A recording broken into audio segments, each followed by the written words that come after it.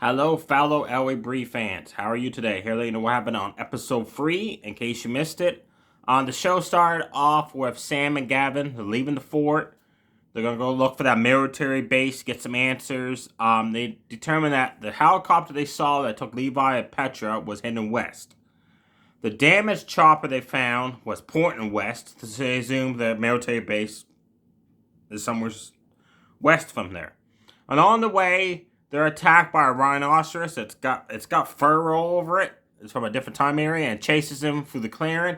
Suddenly, that thing explodes into hundreds of pieces. Sam and Gavin get knocked backwards from the explosion. Sam gets up and his face is inches away from a landmine. He said, "Holy shit, we're in a landmine field." So Gavin's like, "Well, look at the bright side. We know the military base is close." Sam says, "Really? That's what you got to say?" Suddenly, a chopper flies overhead, so they just decide to run for it. Luckily, they don't hit no landmines, and they go into the woods, and they come across a soldier. A soldier takes him down, ties him down by a tree, and radios in that he's got intruders on the ground. Suddenly, a twig snaps. The soldier investigates, gets taken down by a woman. She unties Sam and Gavin, and you find out it's Maya Smith, the woman they're looking for, Petra's mother. And Gavin says, "Long time no see." She says, "Same to you," because we found out in the season 3 premiere that when Gavin was an alcoholic and going to AA meetings and stuff and figuring out all these visions he was having, Maya Smith was helping him. But then he found out she was using him for personal gain, so he wanted nothing to do with her. She says, "I'm out about looking for my dog Petra." And Sam says, "Well, we can help each other, because I'm looking for a way to find my wife in the military base." And Sam says, "And my daughter as well." Apparently, Josh doesn't matter to Gavin, because he's lost in a time portal too with Riley. Anyway, she says, "Why would I help you?" And Gavin says, "Because we know what Petra is." And Maya Smith, "Where's that?" "The military base. They took her." She says, "Damn it, follow me then." So they going, and suddenly 3 helicopters chase them. They hide along a beach by hiding underneath some big rocks and boulders, and the choppers fly overhead looking for them. Maya Smith said that Gavin should know something. Gavin says, "What's that?" She said, "The military base we're going to is the same base that works for up present time in LA." Gavin says, "Oh, we know that, because I used to fly for them." She said, "Yes, but remember when you start having visions and all that, and your plane crashed, and you thought it's because of that?" And Gavin says, "Yeah." She says, "Well, kind of find out the military base discovered a time portal that led to 10,000 BC. They started working on it, and they realized to put the place down below a sinkhole, so they led the scientists down there. Gavin's father and that, she said, and a military group, of course, had to go with them to protect them, and we were the group that was assigned." She said, "But remember all the test pilots that mysteriously had illnesses, sickness. Some died off, some just vanished when AWOL." Gavin says, "Kind of. Why?" She said, "Well, the missions that we were getting you guys to do for the military was involving working with the portal energy. So," she said, "we kept giving you guys drinks at the military base and medication and wipe your memory every time." So Gavin finds out that's why he has memory lapses. All that's because the experiments the military base was given to him and their pilot. So he goes to punch Maya Smith, and Sam stops him. And she says there's also something else you should know. Before you crashed your plane, you stole something from the base. And Gavin's like, "I'm pretty sure I remember that." And Sam's like, "Well, according to her, they keep wiping your memory, so maybe you did steal something you don't remember about it." So Gavin's like, "Yeah, you got a point." So she has some kind of plant she finds that puts Gavin in a kind of like a stoner state, and he has memories coming back to him, but he has so many come back at once, he takes a seizure, and he passes out. Then it shows Izzy and Ruth's daughter, the tribe leader, walking with a hunting party. They're out there to kill some boars and get some meat for the tribe. The hunting party goes on ahead. They're just ignoring Izzy and Ruth's daughter because they think that Wyndham can't hunt like Mighty Man and all that. So Izzy and Ruth's daughter decide to find a boar on their own. They find a boar. Boar attacks them. They jump to get away from the path of the wild boar. And Ruth's daughter falls down a hill and into a tar pit. So Izzy tries to save her first by using a branch that breaks. And then she starts making a fire to warn the other hunting party that they're in trouble. That fails. She can't get a fire going. Suddenly, she gets a vine. She wraps around a tree. She starts pulling Ruth's daughter in. The boar attacks again.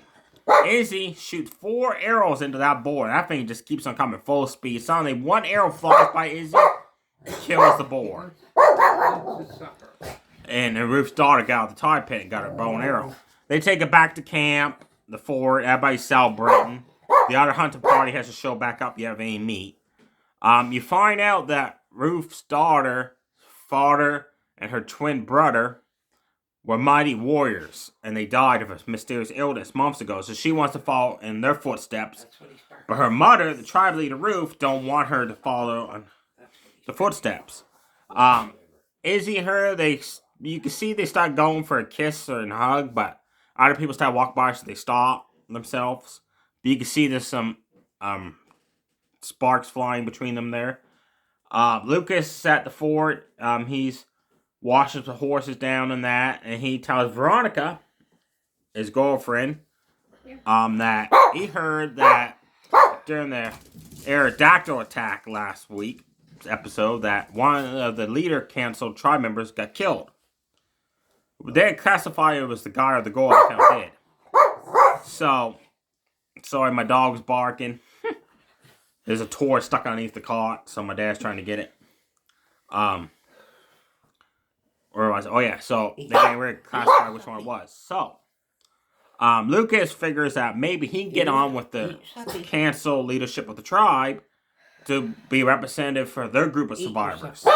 So Veronica figures she sweet talk Ruth into it, right? So she's talking to Ruth. Ruth automatically ain't stupid. She knows what's going on. But instead of putting Lucas on the cancel, she puts Veronica on it. Veronica tells Lucas he gets pissed off. Not because Veronica is going to represent the group in the cancel, but he wants to know why he was overlooked for it.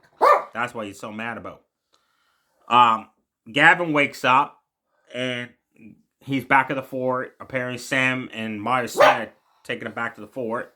And Sam says, "Do you remember anything?" Gavin says, "Yeah. Apparently I did steal a microchip from the military base, and they were after me." He says, "Apparently that's important because I don't think I still have it on me." So Sam says, "Maybe it's not a good idea that you go to the military base and if they're actually looking for you." Then it goes to present time. Sam is at a bar with Gavin. Gavin's getting drunk. He appreciates them bowing him out. He's listening to this whole time travel spit. And Ty says, "We're friends back in 10,000 BC, you know. We all went down the sinkhole together." Sam says, "I didn't believe him at first, but the stuff he told me, I'm a believer. You gotta believe it too, man." And Gavin says, "So my wife, my daughter, my son go down there. Are we all, alive and well?" And Ty lies. He says, "Oh yeah, everything's perfect." He doesn't tell Gavin that later on, when he falls down the sinkhole, his wife goes missing, his son goes missing through time portals. So they're talking. Gavin's not buying any of it, so he takes off.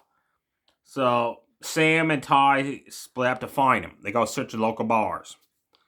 Ty decides to take a little detour, and he meets this woman at a park. And he find out that's his wife, which we didn't know much about. Apparently, he was supposed to meet her there to sign divorce papers.